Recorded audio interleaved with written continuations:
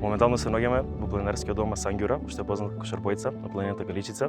Ние сме истражувачкото друштво на студенти биолози и денес ќе ја посетиме пештерата Самотска дупка. Таму ќе истражуваме, меѓу другото ќе истражуваме и шумата кај Самотска дупка, ливадата и локвите кои што се по пат.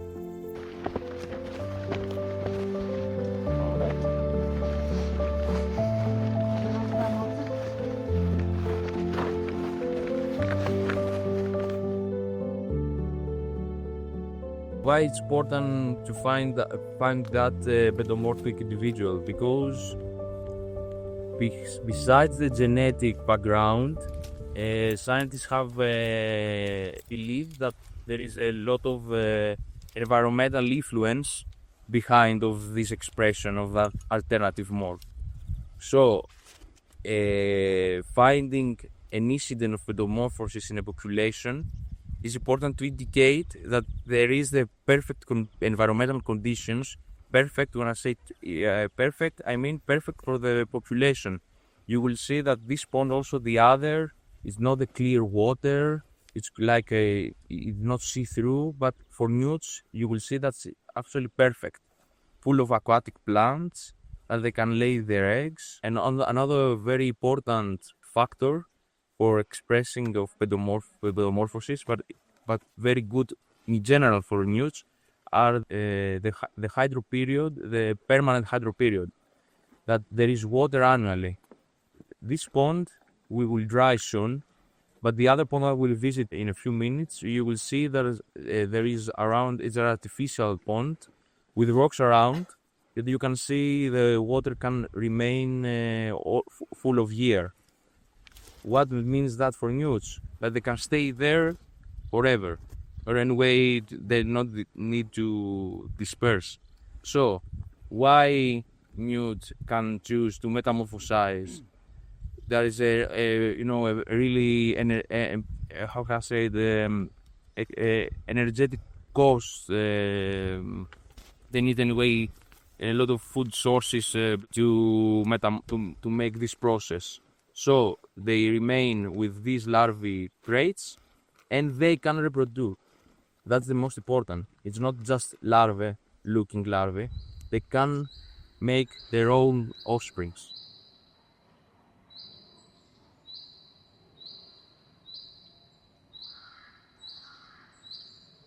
Моментално ја гледаме методологијата на работата на херпетолошка секција. Имаат поставена една мрежа во локвата која што служи за заловување на водоземци. Овде во оваа локва е присутен Triturus macedonikus, многу убав вид, или crested newt. Методологијата се состои во тоа што ставаат мрежичка, која што на страните има шишиња, која што овозможува да плови и водоземци ве влегуваат внатре, се заробуваат и потоа кога ќе ја тргнат мрежата, вршат анализи на популацијата. Ги сликаат шарите, те имаат многу интересни шари по мешето и ги споредуваат преку методата Capture, Mark, Recapture. Така да, моментално кога ќе тргнат, ќе треба да направат една анализа на самата популација и потоа ќе продолжиме со теренот.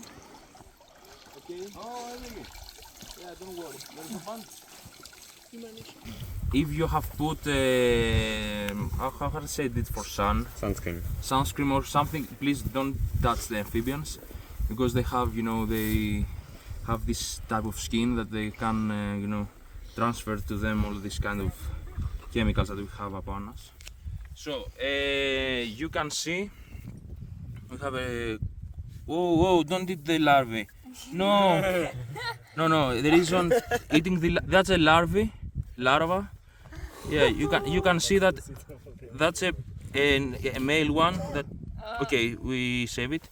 So okay, unfortunately we don't have the individual that we're looking for anyway. All of them are metamorphosized, are adults, except of that larvae, this larvae that I think we have only one, whatever.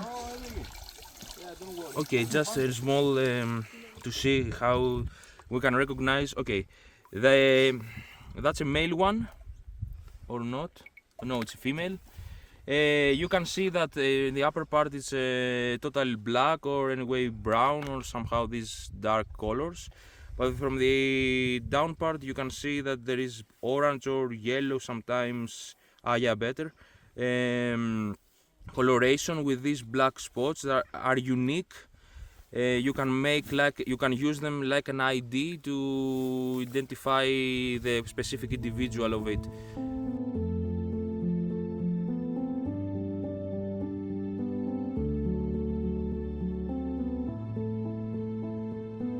You can see that that's a male that are more like robust.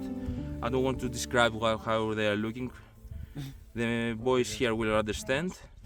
And you can see also that the coloration of the belly is stopped till the neck. That's actually how a Macedonian crested newt looks like. Because there are other newt species that that coloration can reach all that part too anyway. And you can see that during the mating season, you can see that the males have more bright colors.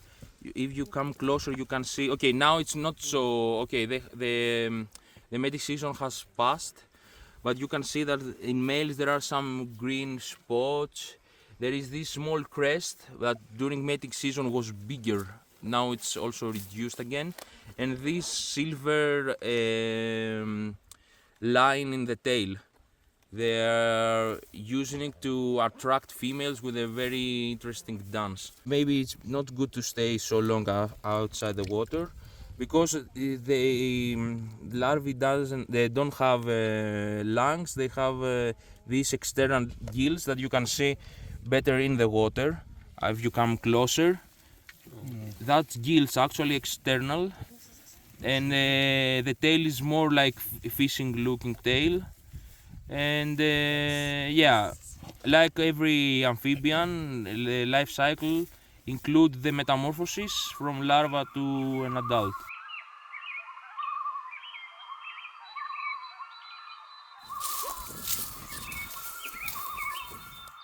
Орнитолошката секција уствари е секцијата што истражува птици. Генерално на терен не треба нешто вакво двоглед или некогаш кога е птицата подалеку користиме и телескоп. И имаме прирачници, ќе ги извадам после ќе ги покажам, кои што ни помагаат да ги детерминираме видовите одма штом ќе ги видиме. Оваа секција е малце потешка од другите од аспект на мора да си брз. Птиците не те чекаат да ги видиш, ако лета мораш да си брз, нели, да го кренеш двогледот и да ја лоцираш точно на време и да детерминираш во моментот, пошто ние не можеме примерокот да го собереме и после тоа на рад да го гледаме во лабораторија или било што, туку мора да ги знаеме од прилика сите птици за да може веднаш да реагираме. Од друга страна, кога не се толку активни да летаат птиците, ние нив ги препознаваме најмногу со песна. И сега не сите птици пеат цело време, тоа е малку проблематично. Например, сега на Галичица сме и многу е топло, така што претпоставуваме дека како помал, да не кажам проценти, ама помал број од птиците пеат во моментот.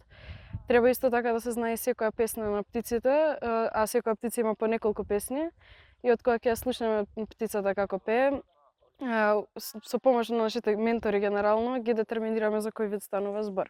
Генерално орнитолошката секција покрај вакво детерминирање на птици што се случува кога сме најчесто на планина или на некои постепски степолики предели како овче поле, кога сме на место со вода, друг тип на птици се активни и присутни на такви места, така што тогаш се користиме со помагало како телескоп и ги гледаме, да речеме, патките од подалеку. Тогаш не може да го слушнеме нивното пеење, впрочем тие не ни пеат толку многу. Па заради тоа, како што кажав, користиме двоглед, има годишни цензуси кога сите држави во Европа одат на истиот ден да ги бројат птиците, за да не се случи преклопување на бројките, бидејќи тие сепак се мигрирачки. Одиме на терен и на езеро, броиме, значи има илјадници птици на секоја плажа и така, тоа најчесто се случува на Охридско, Преспанско, Дојранско и на по реките и по помалите езера и така.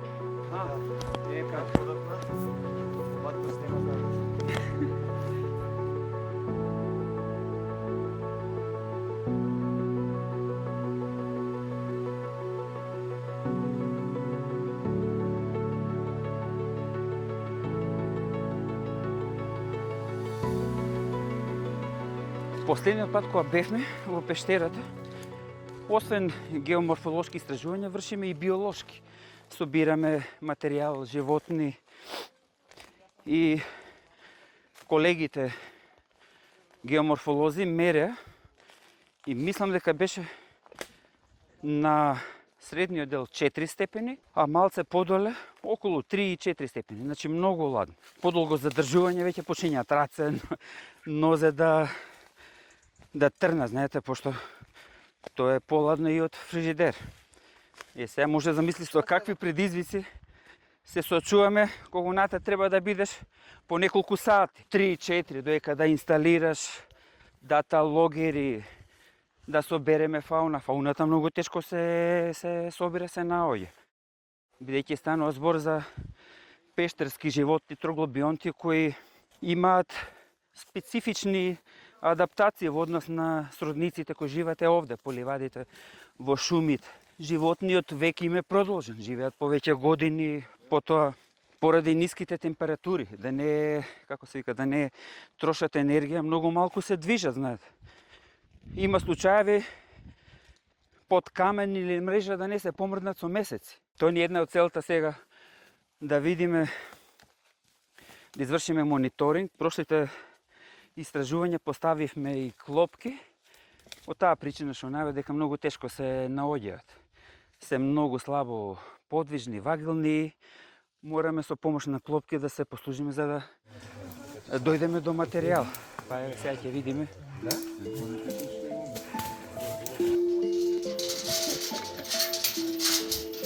Значи моментално се наоѓаме пред пештерата Саматска дупка. Пештерата според последните податоци е една од позначаните пештери во Македонија. Незината висина изнесува околу 10 метри, ширината е околу 6 метри. Има еден главен меандерски канал кој што е околу 280 метри, а вкупната должина е околу 300 метри. Таа всушност представува еден речен фосил, каде што порано под неа истекувал еден подземен воден тек и исто така во пештерата се наоѓаат голем број на коски. Имаме забележано черепи од кози, од овци, има доста черепи од лилјаци и постои едно општо правило дека од пештерите ништо не се зема, освен ако не е за некоја научно-истражувачка цел. Значи за наши сувенири воопшто од пештерите не смеете да земе ниту каменче, ниту коска, ниту ништо. Тоа што останало во пештерата припаѓа на пештерата. Ајде.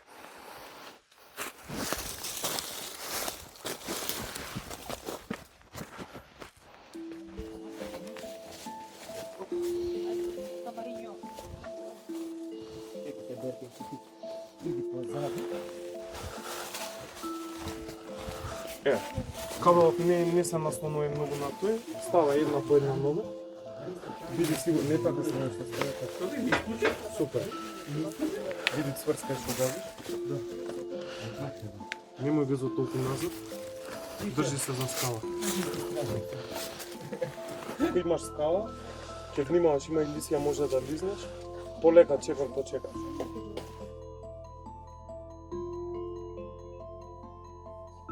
Веројатно некоја коза или овца.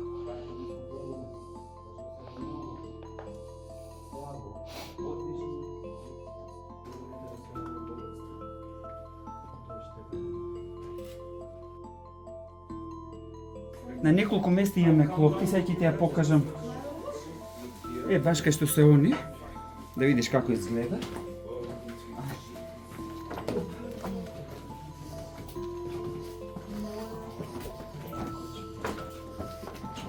Каде е коловоза?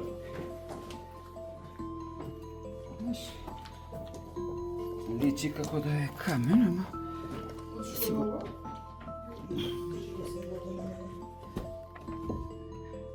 Тоа што кажав за животните што живеат на земја, да можеме полесно да ги фатиме, собереме, зашто се многу слабо подвижни и некогаш треба и по година дена да фатиш еден-два примероци. А вака ги покриваме, зашто има несовесни посетители, ги уништуваат, ги кршат и ќе не уништат цела работа.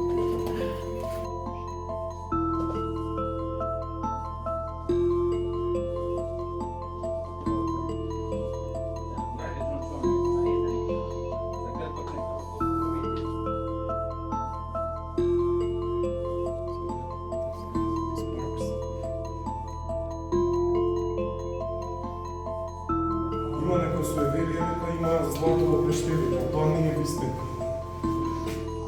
Каква е штетата од ваквите диви копачи?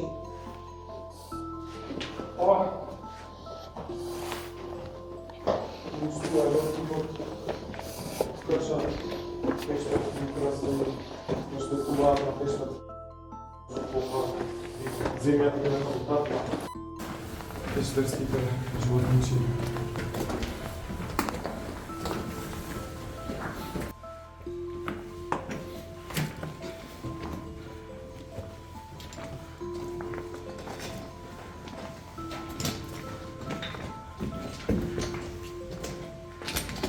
Не почнувам за преценјава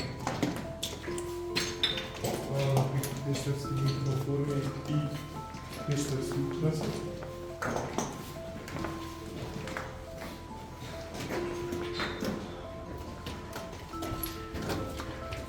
Около пештер, односно ерозија се случува.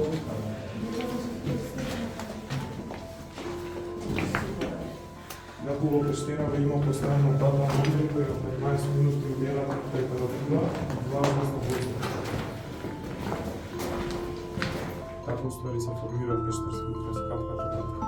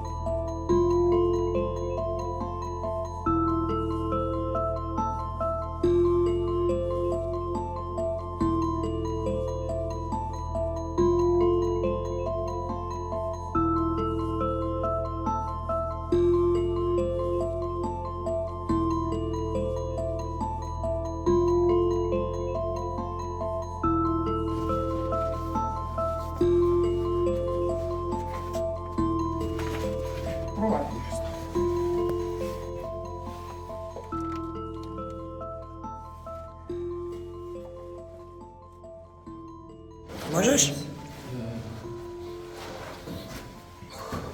Иви, found something new. Да немаш информација? Од тата вода од кабела до сушен сецна. Како се Откаче, сецна така. Парче се сецнато и мислам дека ги изваде.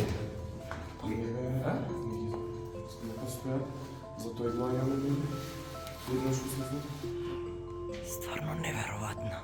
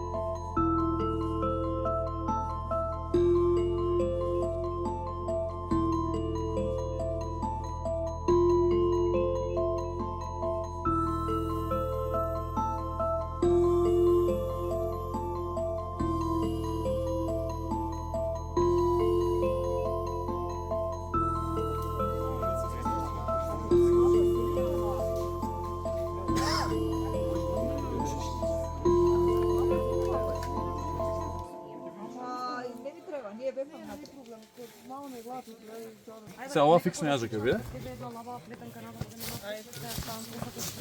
Кога спустот надолу не е многу стремен, ама да можат луѓе се спуштат или се качат. И сега што прават? Ама многу слоеви имаме одоздола. Кога ќе сидеме. Малце се качи, се фати за едно.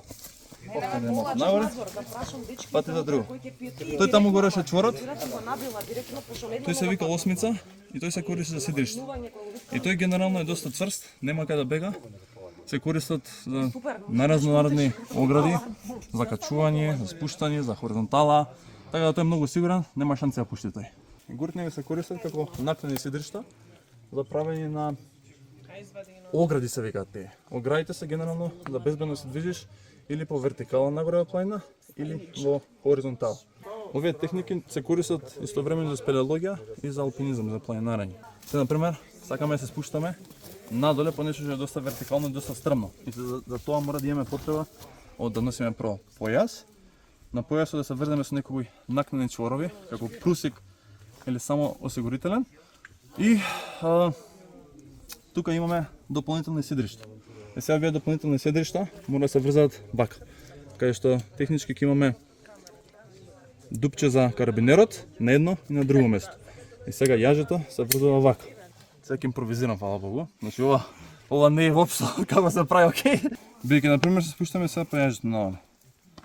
И доколку нешто се случи, да ние се откажеме, ова се користи како бекап за што и да е нешто непосакувано.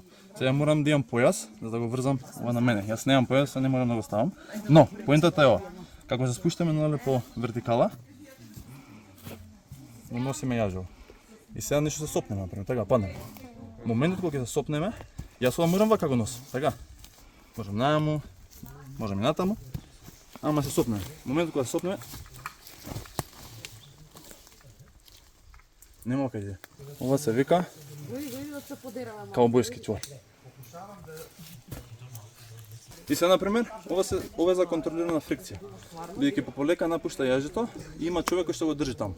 И сега, јас, например, се висам, ова е ништо не, така нема каде. Ај Мила, малце пополека од овај. Од овај, пушти, држи. Пушти, држи. Пушти, држи. Пушти, држи. И вака зависи колку е потребно. Така е Нина, како што јажињата и гуртните, мора да се води добра грижа за нив, бидејќи не сме се гази на нив и мора да е што можно попрегледно. Поточно тоа значи се средуваат на начин што може да бидат веднаш пристапни, да не мора да ги бараш и да не мора да се уплеткуваат. Затоа генерално вака се врзуваат и се ставаат на некој карабинер што ќе ти биде на појас. Се ставаш тука, готово, пристапно цело време.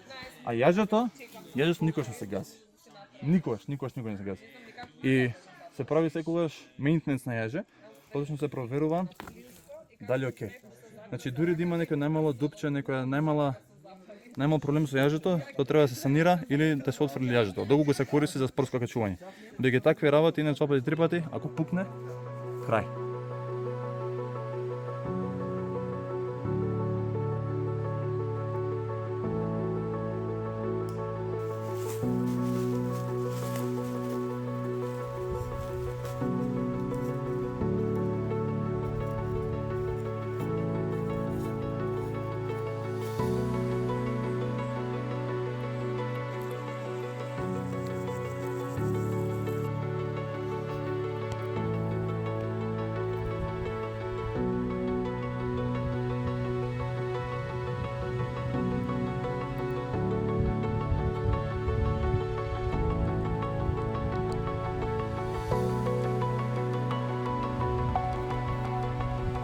Quite common across mountains.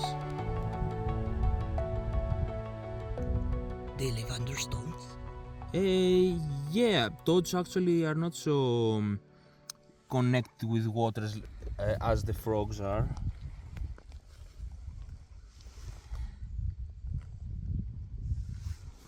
They are quite adaptive also to external environment, but yeah, it was water here, so better to keep it under the stone. It will survive like this? Yeah, probably. They can survive actually because they just need the water during mating season to go to find the other anyway dodge for reproduction. Probably during night can maybe change the spot to find a better one if that spot dried.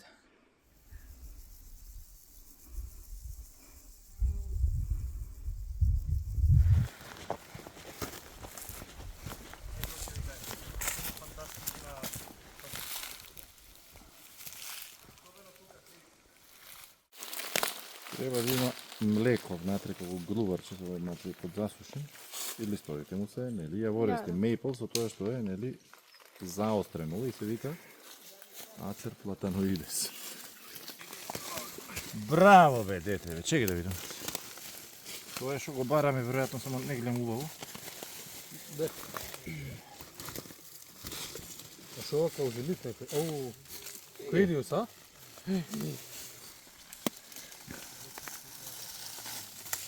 Ова па е што?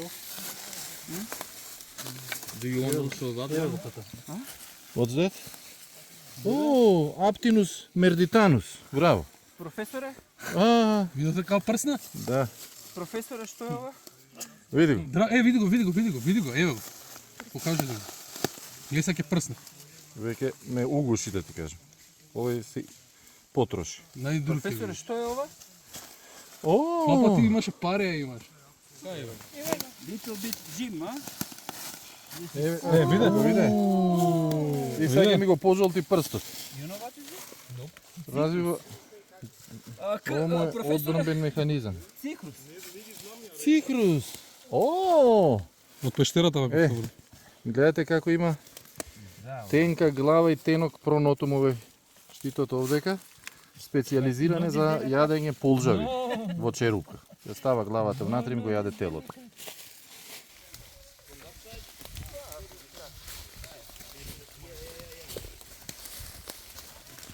Дете ја видите овде. Еве го. Го видите? Ете го.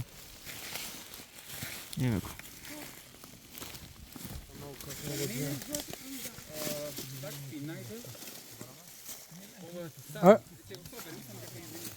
Да го пушти. Патара, брзо.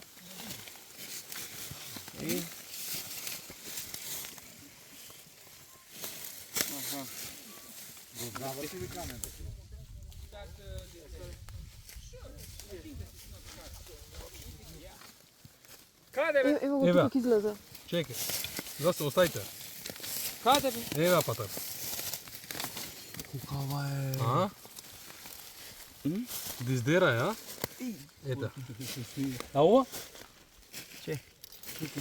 Опа! Ја фати бе. Женка е, бе. Мажек ни треба. Ато, Офигина има? тоа е ова?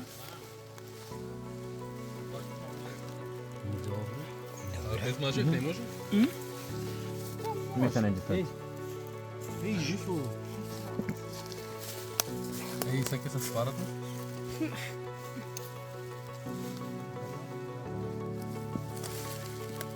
Што ми е камерата?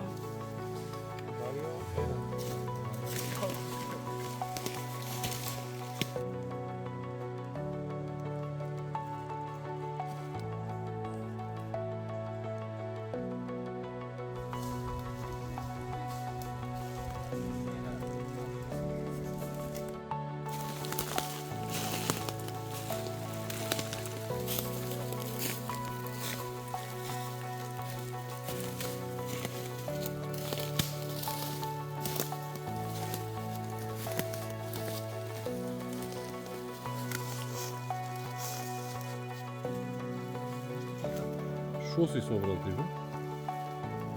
Јас мислам дека винклеритес. Не, Ама не. винклеритес. Има нешто поинтересно од винклеритес, ова некој дувалиус изгледа. Да. Кај го се зове? Бандата ќе се врати малце назад. Пуши бе. Дувалиус. Не е дували. Друг Дувалиус. Не бе, гледите. Не.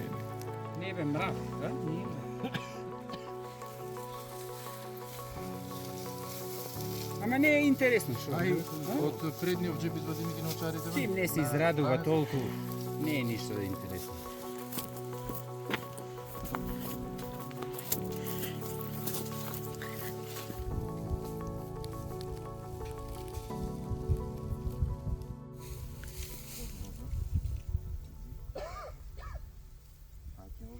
Дали се листовите влакнести, жлездести или голи? Сега ние имаме модерна техника и ќе си видиме тука.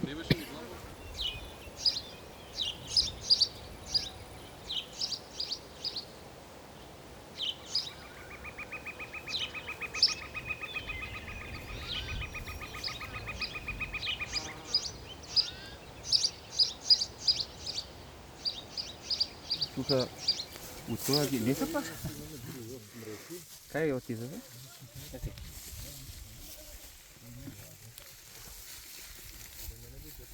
Гледаш така во заби и си ги чува ги носи. Ама ако многу се уплаши, ќе ги пушти. Па, ако и ги тргаш, цврсто ги држи. Гледаш? Шо е мадер? Шо е мајка?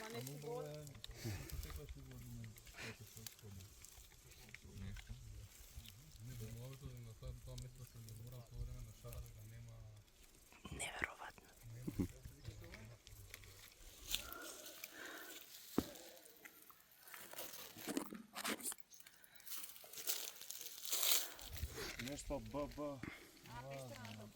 Еве колку се отровни. Отровни се. Не бе, гледаш, не касаат, не се движи по раката, како. Само малку некој го повредил, Кико може му седнал 2 тона, нали? Оп, не се плаши.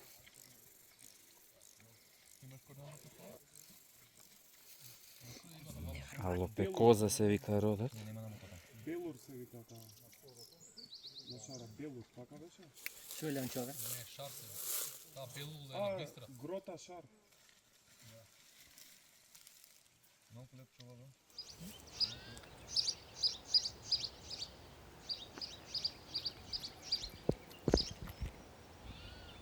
Еј, ова е бе раниево. Па го немам да ти кажам. Гледаш како испушта пајажина? И сега ако ќе да сака да падне, ќе се задржи на нејзе. Гледаш? Јако. Так. И така си летаат. Сега ако ќе дувне, гледаш како иде на кај мене?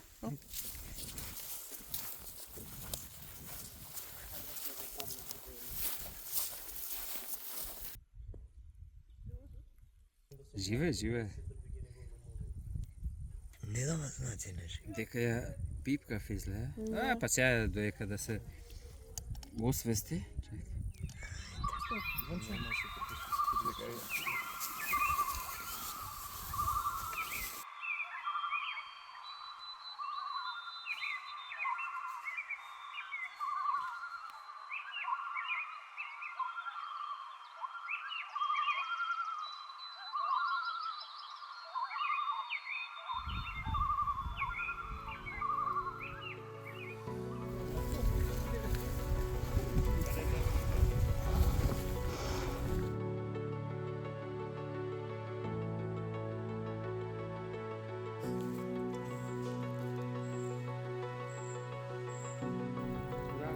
Проучувањето на пеперутките, ридот Лепидоптера, ни представува важно еколошко истражување за еколошките студии, бидејќи тие ни представуваат едни од посензитивните биоиндикатори, што ни укажуваат на состојбата на екосистемот каде што се наоѓаат.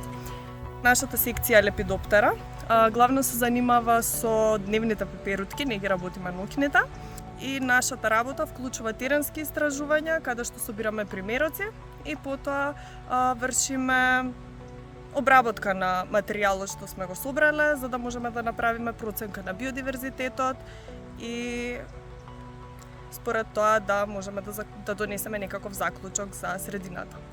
Сега Галичица како планина е малце повеќе интересна за истражување, затоа што од околу 200 видови на пепирутки во Македонија, на Галичица се среќаваат околу 166 вида, тоест не околу 166, тоа е бројката.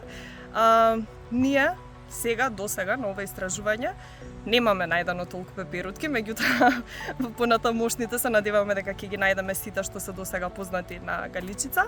Пеперутките се интересни и се многу значајни затоа што ни представуваат една од најголемите групи на полинатори после пчелите и исто така представуваат храна за некои други животни во синџирот на исхрана, така што се многу значајни. Галичица е, како што реков, интересна за истражување затоа што е планина со посебни климатски услови, каде што ептен се уникатни и дури можеме да го следиме и процесот на еволуција на оваа планина затоа што има ептен интересни климатски услови што им овозможува и на пеперутките да се наоѓаат да бидат распространети во толку голем број, бидејќи нели секоја пепирутка си сака посебен хабитат и посебни услови.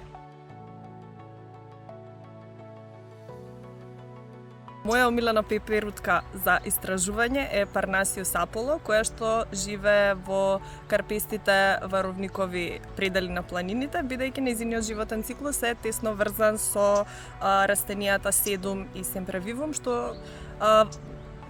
што вираат на овие предели. Женките ги положуваат јајцата на овие растенија и гасениците споро се развиваат, така што овие пеперутки ни се загрозен и заштитен вид во цела Европа и во Македонија представуваат значајни и ендемски видови на пеперутки. Интересно е што аполоновата пеперутка ни представува символ на биодиверзитетот и затоа често се користи и како амбасадор на планините.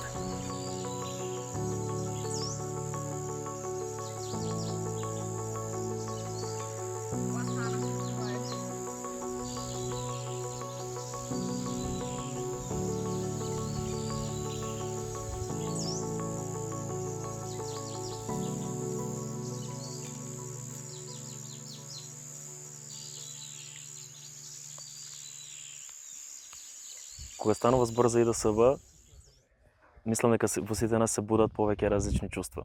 Едно од нив е чувството на заедништво. Овде сме една мала комуна во која што секој се однесува кон другиот со почит, со разбирање.